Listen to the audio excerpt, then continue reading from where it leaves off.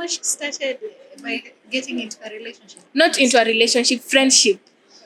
Like ending up compromising. Wezi jua hata mtu alipata nini KCSE. People don't even talk about that. So that is not something that you will always know.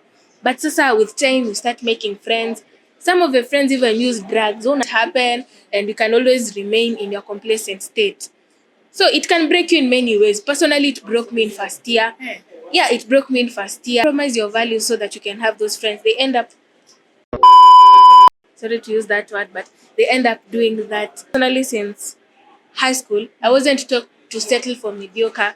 If I'm a bright student, I should always engage with bright students. So I used to have this mentality where I was really evolved, really grown, learned from her past mistakes, and is still learning and is always ready for learning and exposure. So as a person who's constantly evolving, I can't really contain myself in a small box, as I said.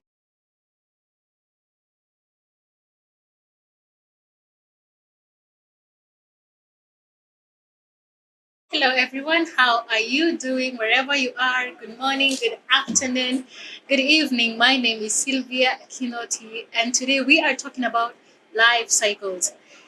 Life cycles is all about life itself. We go through a lot of things in life. How we start as young people and then you get to adulthood, it's really different. And life cycles is simply about people's lives from where they started to where they are currently. And today we are privileged to have Campus Bestie, and she is going to tell us about herself, how she started from the childhood, how she became Campus Bestie, and how things are till now. I hope you are going to enjoy. So, how are you, my friend? I'm doing great. Uko salama? Yeah. So, what's your biological name? My biological names Leah Saggini, And popularly known as Campus Bestie. So, who is Campus Bestie? Campus Bestie. Campus Bestie is currently a 20-year-old university student who's trying to navigate life as well. Yeah. And what's the meaning of this Campus Bestie? Campus Bestie. Mtu mwenye hajui outside fair. Campus Bestie is like a friend to that campus student out there, or that incoming student, or basically to a student out there. Yeah. So, where did she start content creation, and why did she decide to use this Campus Bestie name? Ilitoka wapi? As a content creation series, maybe I began late 2024 or middle 2025. And it was inspired by helping that younger version of me. Whatever inspired my content creation was helping that younger version of me. Yeah. Wow. So, who is Campus Bestie behind cameras? Campus Bestie is a really jovial person, extroverted. Hata than kuwa hapo sasa kwenye camera the whole time. Who is she other than that? Yeah, a very jovial person, extroverted. I love interacting with people. I'm also into neuroscience, psychology, a person who loves researching. So basically, I'm all-rounded. I'm not in a certain box. Yeah. When we talk about social media and pressure, how does the pressure look? Yeah, kuwa a content creator. Pressure iko aje pale kwenye mtandao?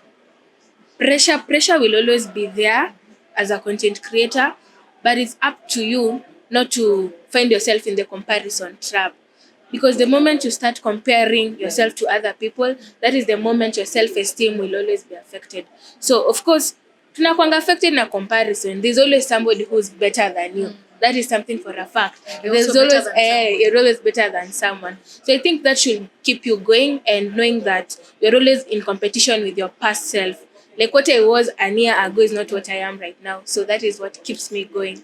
How do you manage popularity and your peace of mind? Sometimes unapitia mahali and you are busy rushing somewhere, but then you are too popular, and sometimes people will greet you and itabidi tu usimame usalimike because unajulikana.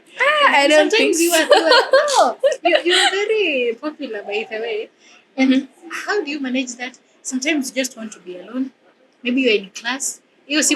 Sometimes how people are used to seeing you on cameras, maybe they could imagine when you're stressed or you're not okay because you're someone who's used to being jovial around. So watu hawezi fikiria na kama kuna time unaweza kuwa serious. And sometimes you just want to be serious in class, but there's hiyo face watu wamezoea yako. So how do you manage this popularity and your peace of mind? Actually, it's quite easy because I think ini journey nimegrow and nasema I'm still growing. And you see, most of my friends saw me through the process. So I don't think they treat me any different, especially my course-mates. Nilingianga first year when I was like a nobody. Not really a nobody, but I wasn't into content. But nilingianga school politics, made a lot of friends. So you see, along the way ni watu wameona nikigrow. So I don't really experience such. And if at all I meet people outside, they just say hi, I say hi. It's just a normal thing. And also I try to avoid public places sana. Yeah, as much as I'm an extrovert, lazima nikue in a designated place when I'm needed to, not because nitakuwa tu hapo for the sake of being there. So I also do love my personal space and I regulate it. See, in class ni lecturer ako mbele. It's not time for interacting after classes. And Go back to my comfort zone. Here, maybe na first years when wamekuwa wakikuona, because mimi before niingia actually I used to see you and I didn't know you. Nilikuwa nakuona tu kwenye mtandao peke yake. So like now first years wanaingia na ndio wanakuona when we research about multimedia universities ndio wanakuona, then they come and they meet you. So unaweza kumanage aje hiyo kujulikana sana na wao? It's actually very easy because wanasemanga absence makes the heart grow fonder. Once someone is used to you ama kikuja kupatia kwa ground, it doesn't now become a big deal. It's like, hi campus bestie, I love your work, nini. Text my number, even views my statuses, I become familiar. So it's quite easy to deal with because sijafika hiyo level ya kuwa a mega influencer, of which I know I'll reach, but it's quite easier to manage. And if I may ask, does social media change how people see themselves? Like maybe kuna venye you used to see yourself before, but then there is this something you started about social media, and do you think it changes how you think about yourself? Yeah, actually it gives you pressure because you see you're building a brand and knowing that kuna digital footprint. So whatever I post there will be used against me even in 10 years from now. The internet never forgets. So it has to change your so it makes you talk, it makes you become more self-aware. It makes you be cautious on whatever you do. Even out here, people regard you as a role model. So you just have to compose yourself and ukifanya kitu unakuwa cautious. So that means there is that change between there is the old you and the present True. you. The old me wouldn't really care that much about what I post. Because I remember me nilingianga first year. Just opened a TikTok account before joining campus. And I loved doing the TikTok challenges, dancing. And nobody cared because sababu hiyo time you just post for fun. But right now, you know, whatever you post can have an impact on anybody. So you have to be cautious. So yeah, I'd say it has really affected how I behave, my personality, and everything else. You are always talking about campus stuff and educating these young people about how campus is. And what can you say about the expectations and the realities? Because, you know, some young people out here, when you're probably high school, they want to get to a certain campus. And unaweza waambiaje in a way that hawawezi shtuka? What can you tell them that there is the reality and there is what they expect? Yeah, true. I've had a lot of campus students watching these shows, Grownish, Sex Life in Campus. Like, I think they tend to watch a lot of reality shows, which like blurs their perception, thinking that campus life iko hivi. But kwa ground tuko wapi? Tuko Kenya. And our campus experiences zina differ. But you see, in a broader basis, kuna the common things to experience. Like in campus, a lot of things do happen, and it's good kupea mtu insight mapema, or rather educate and show you how to navigate campus life, rather than ukuji uanze kuwa frustrated for no reason. So it's more of educating people, exposing them, and help them navigate. Like, so does campus build or break someone first? Build or break. Both can happen, both can't happen, and you can always remain in your complacent state. So it can break you in many ways. Personally, it broke me in first year. Yeah, it broke me in first year. I ended up having a girl breakup. It really affected me, and that's particularly also lost my parents. The emotion started by getting into a relationship. Not into a relationship, friendship. like ending French. up compromising your values. You see, me personally, since high school, I wasn't taught to settle for mediocre. If I'm a bright student, I should always engage with bright students. So I used to have this mentality where I should always interact with the best. But you see, in campus, huwezi jua hata mtu alipata nini KCSE. People don't even talk about that. So that is not something that you will always know. But sasa with time, you start making friends. Some of your friends even use drugs. Unasemanga, I can't use it, but they use it. But una compromise your values so that you can have those friends. They end up, sorry to use that word, but they end up doing that later. So first year nilipigwa character development, and that is what shaped who I am today.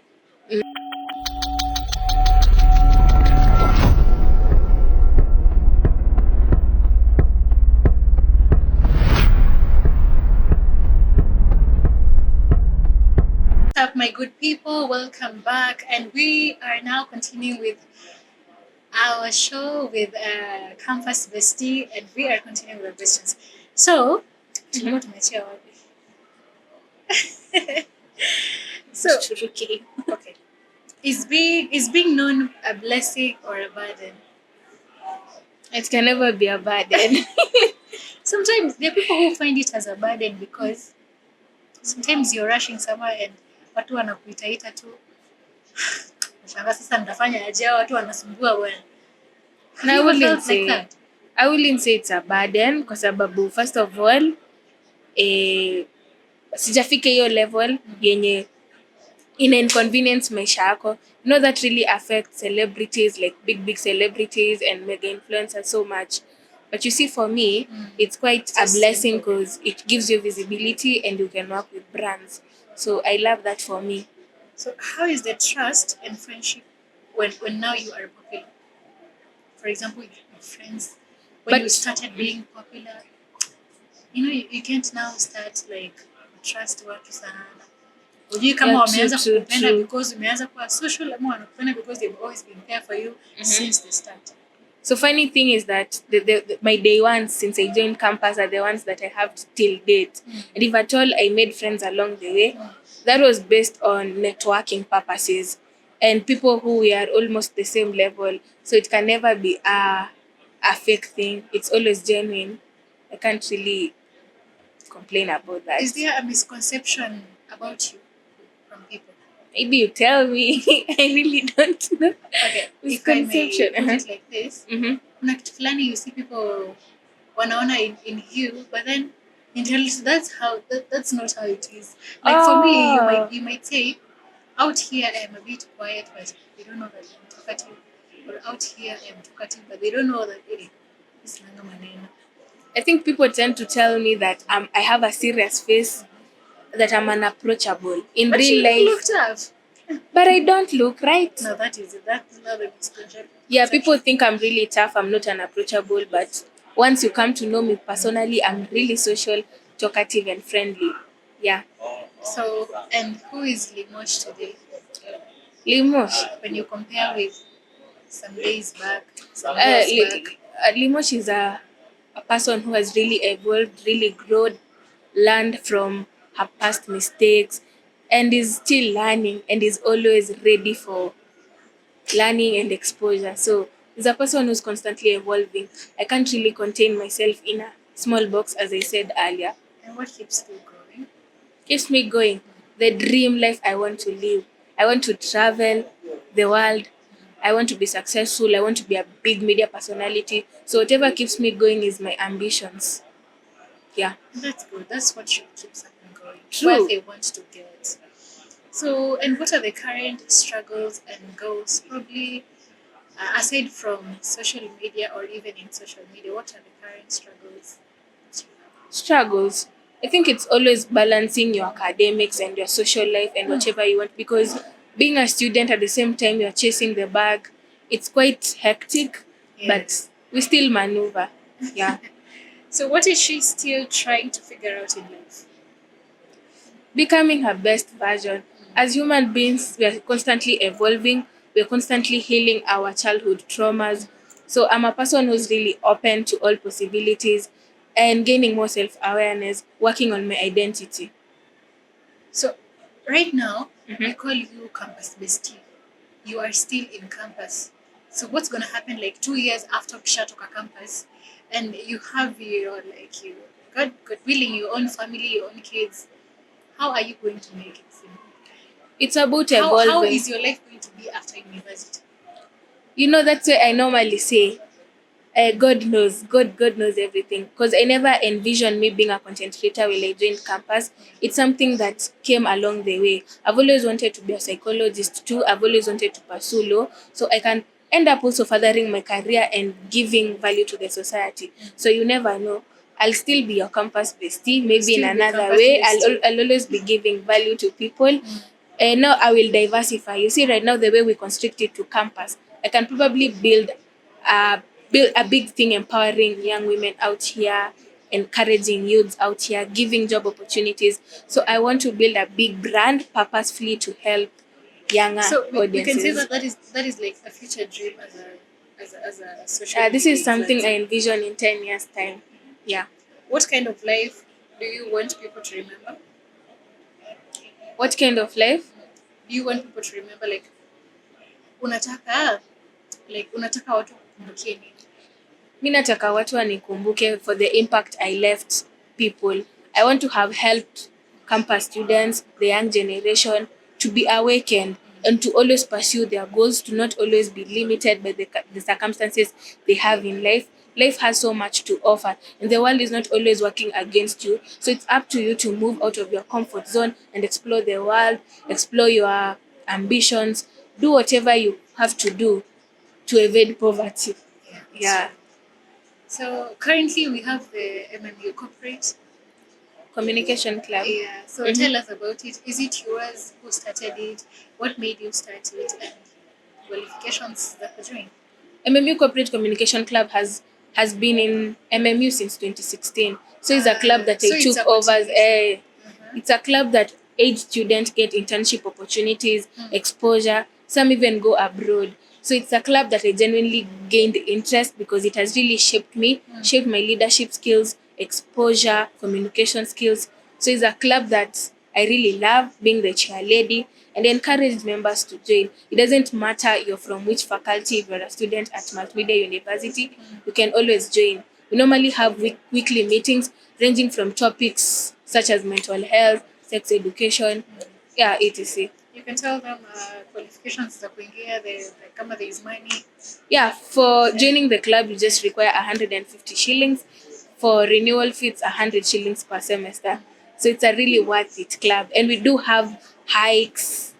Yeah, a lot of activities we do. That is nice, guys. You guys make sure that you join the MMU corporate club because, as you've heard, it's an interesting club. Otherwise, we are going for a short break, but we will be back soon.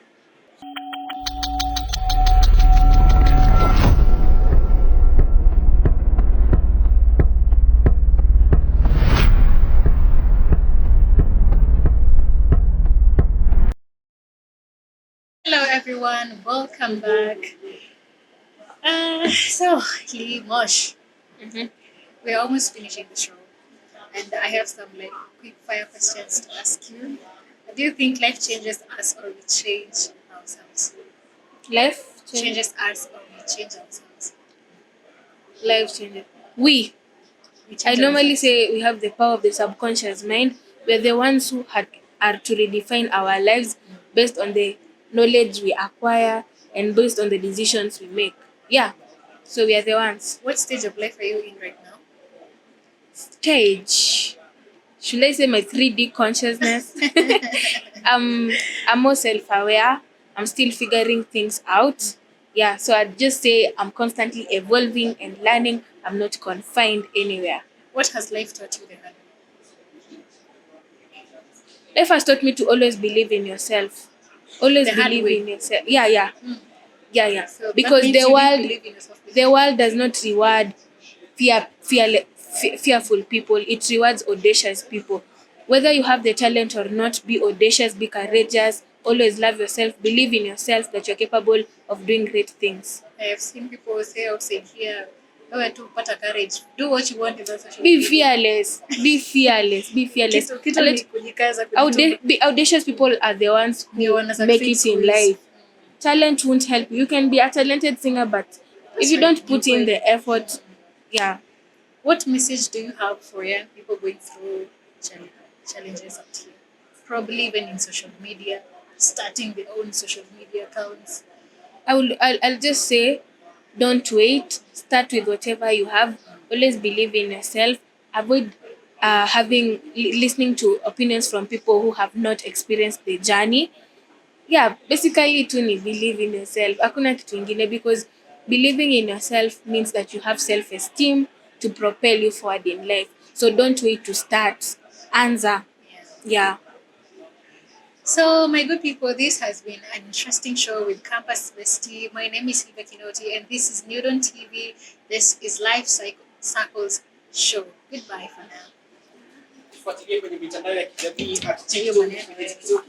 now.